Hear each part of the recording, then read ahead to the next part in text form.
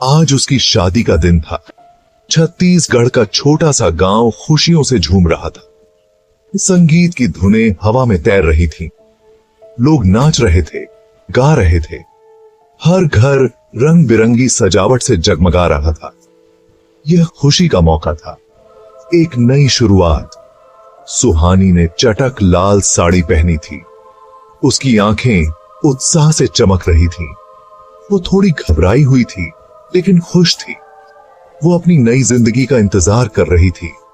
यह एक सपने के सच होने जैसा था। दूल्हा रोहन सजे हुए घोड़े पर आया।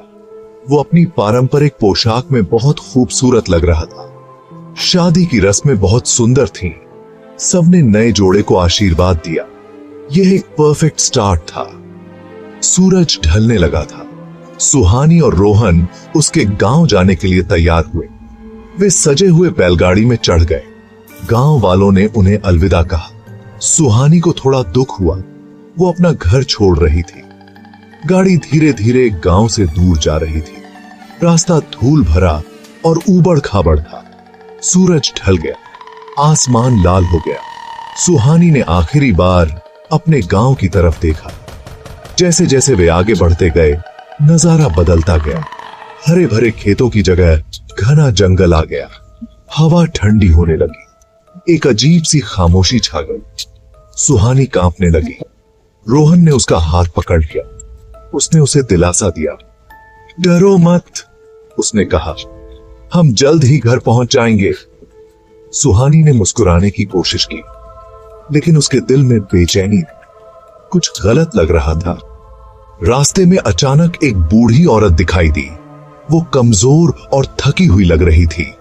उसकी आंखों में एक अजीब सी चमक थी। उसने गाड़ी रोकने के लिए हाथ उठाया। बैल अचानक रुक गए। बूढ़ी औरत ने कर्कश आवाज में कहा, जंगल के चुड़ैल से सावधान रहना, वो नई दुल्हनों का शिकार करती है। सुहानी की आंखें डर से फैल गईं। रोहन ने बूढ़ी औरत की बात को अनसुना कर दिया। इसकी बात मत सुनो, उसने कहा, यह सिर्फ एक कहानी है। उसने गाड़ी वाले को आगे बढ़ने के लिए कहा। गाड़ी आगे बढ़ गई, लेकिन सुहानी बूढ़ी औरत की चेतावनी को भूल नहीं पाई। वो उसके दिमाग में घूमती रही। उसने पीछे मुड़कर देखा। बूढ़ी औरत गायब थी, हवा में घुल गई थी। सुहानी की रूह कांप गई। जंगल अब और भी डरावना लग रहा था और खतरनाक। हमें डर का साया मंडरा रहा था। आसमान तेजी से काला पड़ने लगा। घने बादल छा गए। हवा तेज हो गई। पेड़ों से टकराकर गरज रही थी। आसमान में बिजली चमक रही थी। दूर से बादलों की गड़गड़ाहट सुनाई दे रही थी। तूफान आ रहा था। बड़ी बड़ी बूंदें गिरने लगीं। बैलों ने अपनी रफ्तार तेज कर दी। गाड़ी हिलने डुलने लगी। सुहानी रोहन से चिपक गई। उसका दिल जोर जोर से धड़क रहा था। जंगल मानो उन्हें घूर रहा था। हवा और तेज हो गई। बारिश और तेज हो गई। पेड़ हिंसक रूप से हिलने लगे। रास्ता फिसलन भरा और खतरनाक हो गया। गाड़ी वाला बैलों को संभालने की कोशिश कर रहा था। अचानक बिजली की तेज रोशनी ने जंगल को रोशन कर दिया। सुहानी ने परछाई में एक आकृति देखी, लंबी और डरावनी। लंबे काले बालों वाली और लाल आंखों वाली। सुहानी की सांस रुक गई। वो चुड़ैल थी। भाग 5। खौफनाक मुलाकात। चुड़ैल ने खून जमा देने वाली चीख निकाली। यह जंगल में गूंज उठी। बैल डर के मारे उछल पड़े। गाड़ी पलट गई। सुहानी और रोहन जमीन पर गिर पड़े। दुनिया घूम गई। सुहानी उठकर खड़ी हुई। उसने घबराहट में इधर उधर देखा। रोहन बेहोश पड़ा था। गाड़ी वाला कहीं नहीं दिख रहा था। चुड़ैल पास आ रही थी। उसकी आंखें क्रोध से जल रही थीं। सुहानी डर से जम गई। चुड़ैल ने अपना हाथ उठाया। जंगल में हवा का एक झोंका आया। पेड़ झुक गए और हिलने लगे। बारिश तेज हो गई। फिर बिजली चमकी। चुड़ैल का डरावना चेहरा रोशन हो गया। सुहानी चीख पड़ी। चुड़ैल उस पर झपटी। उसके लंबे नुकीले नाखून सुहानी के गले तक पहुंच गए। सुहानी ने अपनी आंखें बंद कर ली। अपने अंत का इंतजार कर रही थी, लेकिन वो अंत कभी नहीं आया। उसने अपनी आंखें खोली। भाग 6। रात में गायब। चुड़ैल गायब हो चुकी थी। बिना कोई निशान छोड़े गायब हो गई। तूफान थम गया। बारिश बंद हो गई। हवा शांत हो गई। जंगल में एक अजीब सी खामोशी छा गई। सुहानी अकेली थी। वो रोहन के पास दौड़ी। वो अभी भी बेहोश था।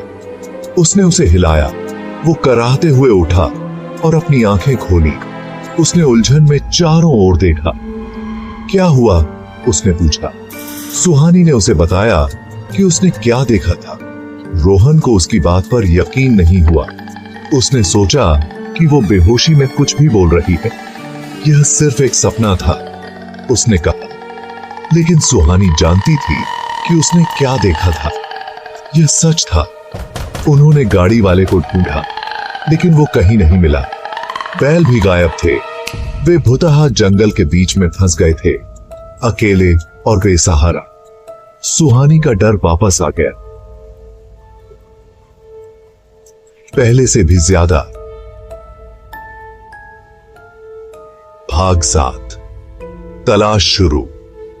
अगली सुबह रोहन के गांव के लोगों ने रोहन को जंगल में अकेला घूमते हुए पाया।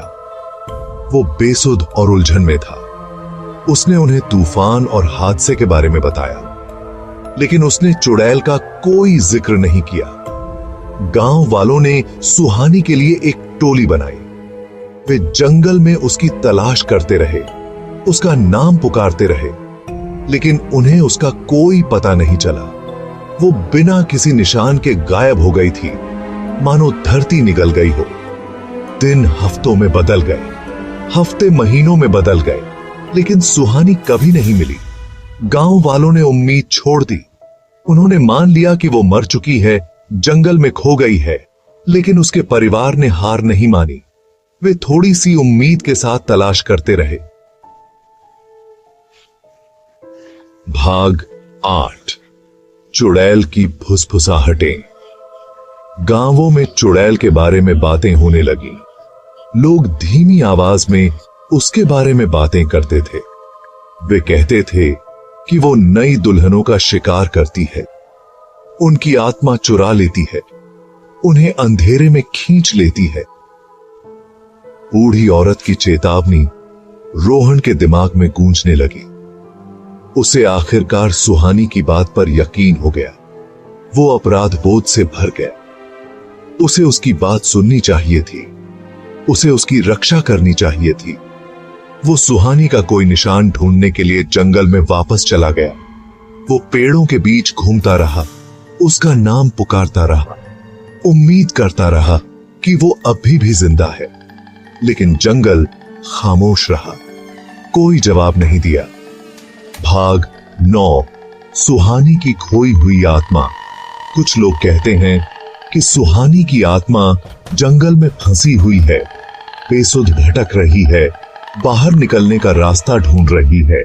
वे कहते हैं कि उसे अंधेरी रातों में देखा जा सकता है। उसकी भूतियां आकृति पेड़ों के बीच घूमती रहती है।